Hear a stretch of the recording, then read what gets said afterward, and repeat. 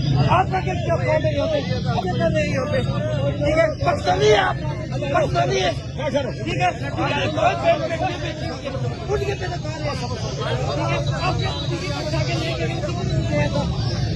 ठीक है, आपकी बेटों को उठा के ले गए, ठीक है। बदमाश बने हुए यहाँ पे, ठीक है। मैं पाकिस्तानी हूँ, पाकिस्तानी, मैं कश्मीरी हूँ, मैं जाऊँगा यहाँ पे।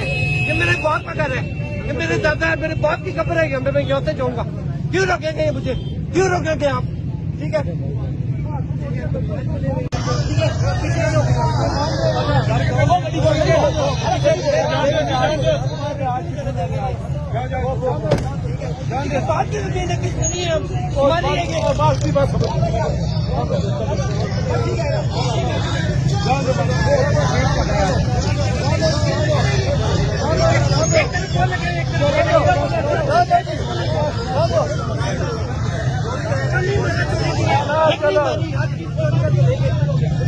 ठीक है, जो मर्जी करो, मेरी पिक्चर लो, मेरी गाड़ी की पिक्चर क्यों नहीं है, क्यों नहीं है गाड़ी की पिक्चर?